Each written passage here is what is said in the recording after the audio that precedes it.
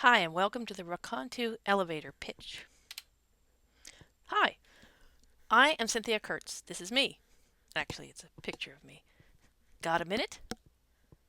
Great. Since 1999, I have completed about 80 narrative research projects for organizations and communities. What I do is I help people collect stories and use them to explore issues, fix problems, and make decisions. I get paid to do this. I'm good at it.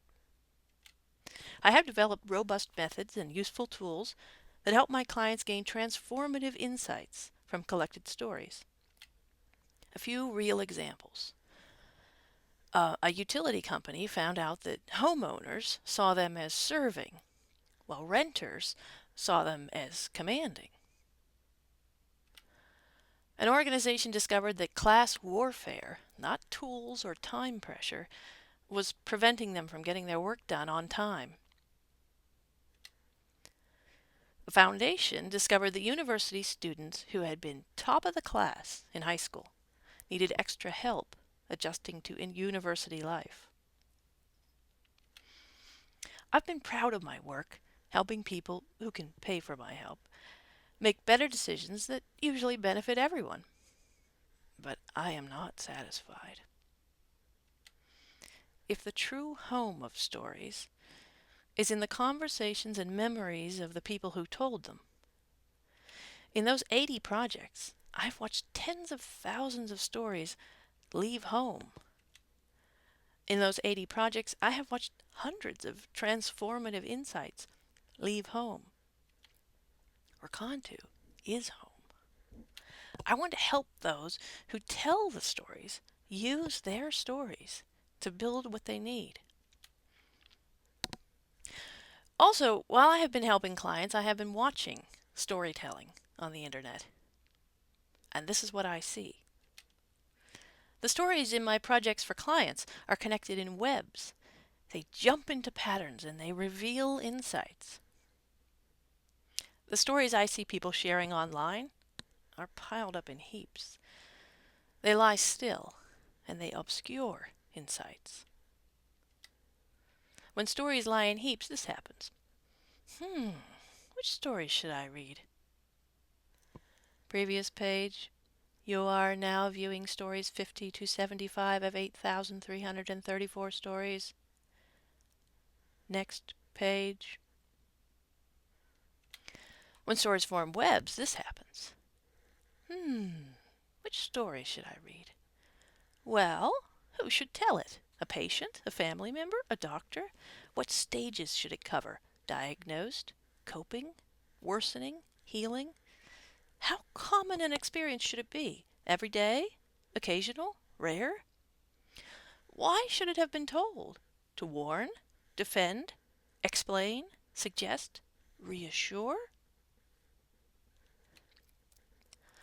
When stories lie in heaps, this happens. Oh yeah, I think somebody mentioned an experience that might help you understand that. It was last year, maybe. If you search, you might find it. Now, who said it? Can't remember. Sorry. When stories form webs, this happens. Now that you've read this story, what would you like to do next? Tell your own version of what happened in it? Tell a story it reminds you of? Find stories that it reminded other people of? Maybe answer some questions about how you see it? Annotate it? Use it in a collage you're building? See how it's been used by others? When stories lie in heaps, this happens. I posted a story last week about my arthritis. It only got 5 hits. Somebody rated it lame. I feel like nobody cares. When stories form webs, this happens. Today we'll be talking about arthritis. So we need to find lots of stories we can work with to explore how we can help our older people as they get around the town. Let's pull this together and make it work for everybody. So, what does Rakontu do? It helps small groups share stories and work with their stories to achieve common goals. Now let's go through those one at a time. Rakontu helps, not allows or lets. Why? Because people tell stories already. Rakontu augments, not supplants, storytelling.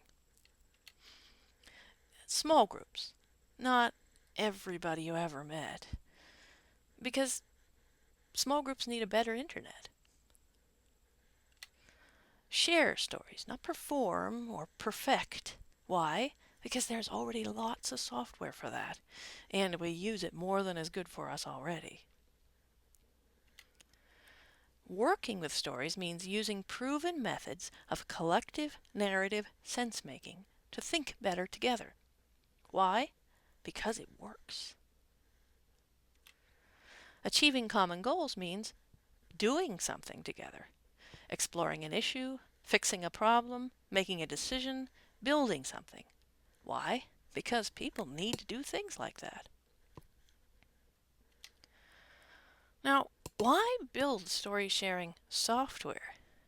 Isn't the fact that people spend so much time on the computer part of the problem? Why make it worse? I have a few answers for that. First, to recover some of what we have lost. In many communities today, we don't spend enough unstructured time together to build connected webs of story and meaning the way we once did. You could say we need online story software because we're online, not because we tell stories. Secondly, to remember together. People have been recording stories in words and images for millennia.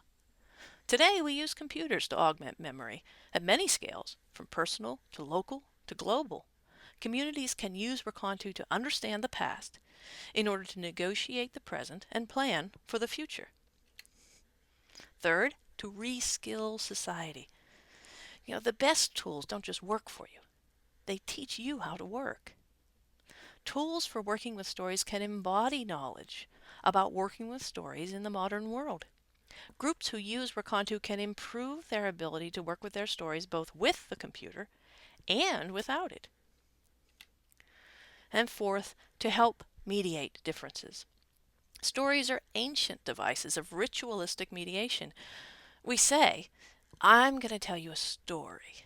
I'm not going to tell you what you should believe. I'm going to tell you what has happened to me. We use rituals to negotiate storytelling. Special places and times, accepted means of asking for the floor, and for the safety to speak freely about our experiences. Well-designed software can support these rituals. So, what is Rakontu really about? What does it value? What makes it unique? And what is its approach to supporting online story sharing? First, it's about sharing over performing. Now, the web is a grand marketplace for self-expression and self-promotion, and that's fine. But I'm interested in supporting story sharing that leads to conflict resolution, perspective taking, mutual learning, and effective decision making for strong communities. Rakontu is about intertwined conversation and memory. Story sharing is both a verb and a noun.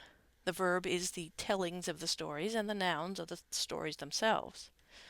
Now, conversation requires a cafe of lively discussion where we ask, what's going on here?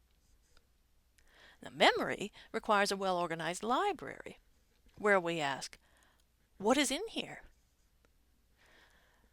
For the best story sharing, I have found that cafe and library should mix easily, often, and freely.